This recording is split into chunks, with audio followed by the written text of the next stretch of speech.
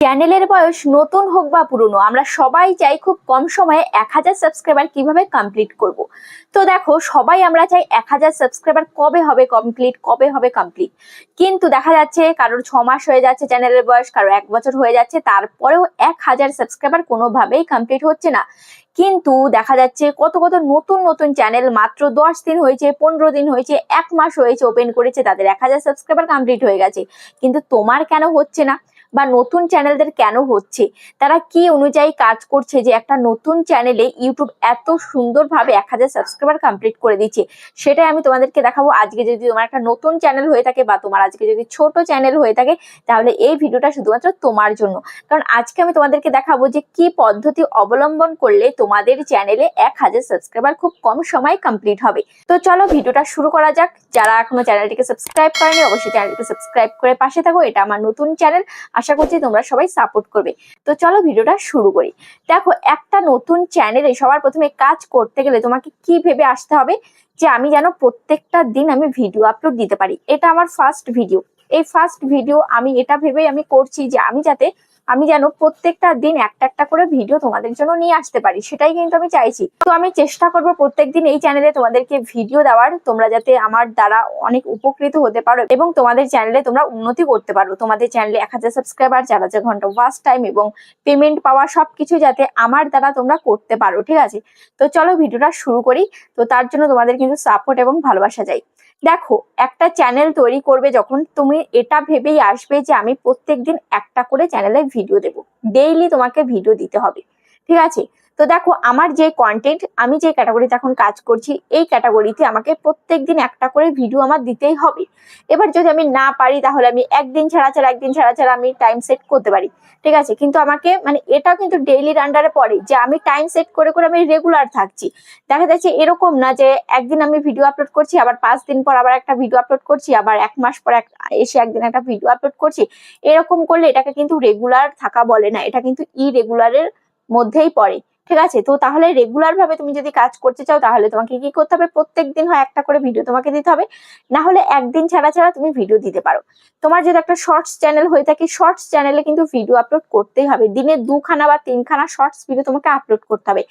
এমন নয়, অনেকে আছো দিনে 10-12টা শর্টস ভিডিও আপলোড করো, 1 ঘন্টা অন্তর অন্তর ভিডিও আপলোড করো, তাহলেও কিন্তু হবে না, তাহলে কিন্তু তুমি ভিউজটা পাবে না। যদি ভিউজ না আসে, তাহলে সাবস্ক্রাইবার কোথা থেকে আসবে, তাই না? তো তাহলে সবার প্রথমে তোমাকে কি করতে হবে? তোমার চ্যানেলে ভিউজ নিয়ে আসতে হবে। ভিউজ আসলে তবেই কিন্তু সাবস্ক্রাইবার আসবে। আজকে যদি তোমার ভিডিও 100 জন দেখে, তো সেই 100 জনের মধ্যে 10 জন তোমাকে সাবস্ক্রাইব করবে।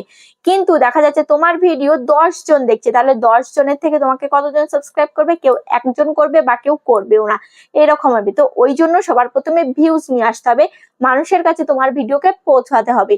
তো তবেই কিন্তু তোমার ভিডিওতে তুমি ভিউজ নিয়ে আসতে পারবে, এবং ভিউজ আসলে সাবস্ক্রাইবার অটোমেটিক চলে আসবে। এবার কথা হচ্ছে তুমি মানুষের কাছে তোমার ভিডিওগুলোকে কিভাবে পৌঁছে দেবে। তো তার জন্য তোমার তো একটা নতুন চ্যানেল, তাহলে তোমাকে কি করতে হবে? তোমাকে চলে আসতে হবে এই যে ইউটিউব অ্যাপ্লিকেশন। আমি তোমাদেরকে ক্লিক করে একটু দেখাচ্ছি। দেখো, এই যে আমার চ্যানেলে আমি চলে আসছি, ঠিক আছে? আসার পর এবার এখানে আমি মোর সেকশনে আমি ক্লিক করছি। মোর সেকশনে ক্লিক করার পর দেখো, এই যে আমি ডেসক্রিপশন বক্সটা দেখো কিভাবে লিখেছি যে আমার প্রিয় বন্ধুরা, আমার নাম মিঠি বিশ্বাস, আমি ওয়েস্ট বেঙ্গলের বনগাঁ শহরের একজন বাসিন্দা। আমার স্বপ্ন হলো একজন সফল ইউটিউবার হওয়া। তার জন্য তোমাদের সাপোর্ট এবং ভালোবাসা চাই। আমি এই চ্যানেলে তোমাদেরকে ইউটিউব রিলেটেড সমস্ত রকমের টিপস দিয়ে থাকি। কখনো যদি কোনো প্রবলেমে পড়ো ইউটিউব রিলেটেড, তাহলে আমাকে ফলো করতে পারো ফেসবুকে। অসংখ্য ধন্যবাদ সবাইকে। তারপরে দেখো, এই যে এই জিনিসটা একটু ফলো করো, ইন্সপায়ার্ড বাই দেম মানে আমি কাদের থেকে ইন্সপায়ার্ড হয়ে আমি চ্যানেলটা ওপেন করেছি। মনোজ দে, আরভিন জোন, স্প্রেডিং জ্ঞান, ক্রিয়েটরস 2.0। তো এই যে আমি চ্যানেলের নামগুলো আমি হ্যাশট্যাগ দিয়ে মেনশন করেছি, এটা কিসের জন্য করেছি? এটা হচ্ছে আমার চ্যানেলের আমার যে ক্যাটাগরি, এই ক্যাটাগরির বড় বড় চ্যানেল, তো তাদেরকে ফলো করে আমি আমার চ্যানেলটাকে আমি তৈরি করেছি। এবং তাদেরকে আমি এখানে মেনশন করার কারণ হচ্ছে ইউটিউব এদেরকে কিন্তু ভালোভাবেই চেনে, কারণ এদের বড় বড় চ্যানেল, এদের মিলিয়নে সাবস্ক্রাইবার রয়েছে, মিলিয়নে ভিউজ হয়। তো তাহলে ইউটিউব বুঝবে যে হ্যাঁ, এরা যেই ভিডিও করছে আমিও সেই ভিডিওই করছি, তাহলে এদের যে অডিয়েন্স রয়েছে তাদের কাছে আমার ভিডিওটা যদি পাঠানো হয়, তাহলে সেই অডিয়েন্স গুলো দেখবে। তো সেইভাবে কিন্তু আমার একটা নতুন চ্যানেলে কিন্তু এভাবে আমার ভিডিওগুলো কিন্তু ইউটিউব প্রমোট করবে, বুঝতে পারছো? তো তোমাদেরকেও করতে হবে। তোমার যদি আজকে একটা কুকিং চ্যানেল হয়, একটা যদি ব্লগিং চ্যানেল হয়, একটা যদি গেমিং চ্যানেল হয়, যে কোনো ধরনের চ্যানেল, তো তোমাদের সেই সেই ক্যাটাগরির বড় বড় চ্যানেলের নামগুলোকে তোমাকে এখানে ইন্সপায়ার্ড বাই দেম লিখে মেনশন করে দিতে হবে, তবেই কিন্তু তাদের অডিয়েন্সের কাছে তোমার ভিডিওগুলো কিন্তু যাবে, ঠিক আছে। তারপরে যেটা হচ্ছে সেটা হচ্ছে তোমাকে কি অনুযায়ী কাজ করতে হবে, সেটা হচ্ছে থাম্বনেল। থাম্বনেলটাকে তোমাকে ইমপ্রুভ করতে হবে। থাম্বনেল যদি ইমপ্রুভ না করো তাহলে কিন্তু তোমার ভিডিওতে কখনোই ভিউজ আসবে না। দেখা যাচ্ছে তোমার ভিডিওটা ভালো কোয়ালিটির ভিডিও হচ্ছে কিন্তু থাম্বনেল তুমি ভালো করছো না, তাহলে কিন্তু ক্লিক থ্রু রেট কমে যাবে।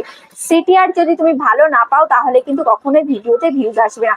তো অবশ্যই তোমাকে কি করতে হবে, থাম্বনেলের দিকে ফোকাস করতে হবে। তারপরে হচ্ছে অডিয়েন্স রিটেনশন। যেই ভিডিওতে অডিয়েন্স রিটেনশন তুমি বেশি পাবে সেই ভিডিওতে কিন্তু ভিউজ বেশি আসবে। অডিয়েন্স রিটেনশন যদি ডাউন থাকে তাহলে কিন্তু সেই ভিডিওতে ভিউজ কখনোই আসা সম্ভব নয়। মানে ভিউজ আসবে কিন্তু সেটা বেশি দূর কিন্তু যাবে না। যদি অডিয়েন্স রিটেনশন ভালো আসে তাহলে ইউটিউব বুঝবে যে হ্যাঁ এই ভিডিওটার মধ্যে দম রয়েছে বা এই ভিডিওটার মধ্যে কিছু রয়েছে যেটা মানুষ দেখছে। যদি অডিয়েন্স রিটেনশন ভালো না আসে তখন ইউটিউব বুঝবে যে হ্যাঁ এই ভিডিওতে সেরকম হয়তো কিছুই নেই, ওই জন্য মানুষ স্কিপ করে চলে যাচ্ছে। তো যাই হোক, আজকে ভিডিওটা আমি একটু শর্টেই করলাম কারণ এটা একটু ফার্স্ট ভিডিও আর সাইডে মানে জল ভরতে যাচ্ছে, বাজনার আওয়াজ আসছে। তো এখন আমি ভিডিওটা স্টপ করে দিচ্ছি। তো ভিডিওটা আমি এখানেই শেষ করছি, আবার দেখা হচ্ছে নেক্সট ভিডিওতে।